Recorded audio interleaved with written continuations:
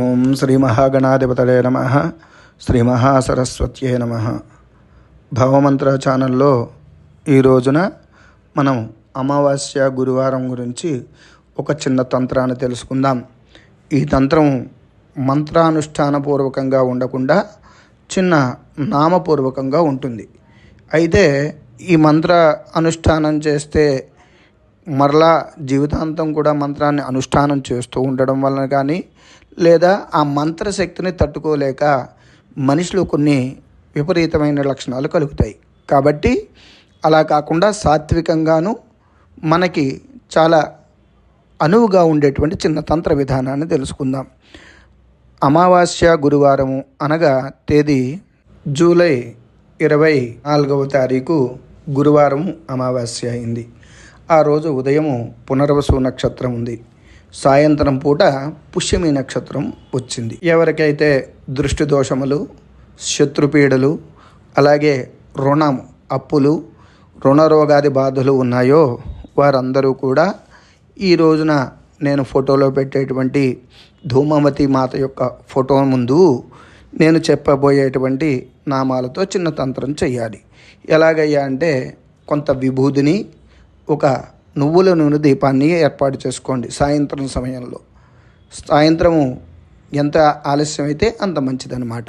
మీకు అనువైనటువంటి సమయంలో చీకటి పడిన తర్వాత దేవుడి దగ్గరికి వెళ్ళి ఒక దీపాన్ని, తైల దీపాన్ని వెలిగించి, ఆ దీపము స్వచ్ఛమైన నువ్వుల నూనె దీపం అయితే మంచిది. లేకపోతే మీకు సంభవమైనటువంటి నూనెతో ఒక దీపాన్ని వెలిగించి ఆ దీపంలోకి 2 అక్షరాలు చూసుకుని ధూమవతి మాతను ఆవాహన చేసి నమస్కారం చేసుకోండి.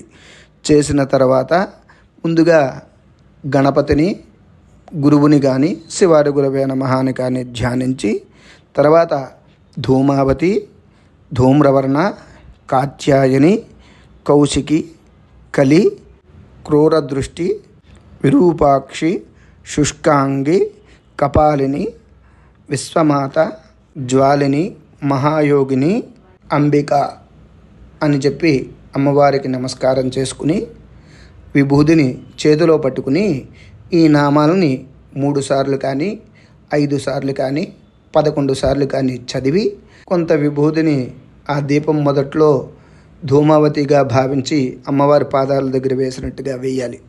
వేసిన తర్వాత ఇలాగా ప్రతిసారి 10 సార్లు చదివితే 10 సార్లు, 11 సార్లు చదివితే 11 సార్లు వేయాలి. వేసిన తర్వాత ఆ దీపం పెట్టడానికి పెట్టినటువంటి ఆకు కానీ, పళ్ళెంలో కానీ ఈ విభూది పడుతుంది. ఆ విభూదిని తీసుకుని అమ్మవారి ప్రసాదంగా మీరు చివరిలో ధరించాల్సి వస్తుంది. ధరించిన తర్వాత ఈ ప్రసాదాన్ని కుటుంబంలో అందరికీ కూడా ధరింపజేస్తే దృష్టి దోషములు అవి కూడా తొలగి సమస్త శుభములు కూడా కలుగును.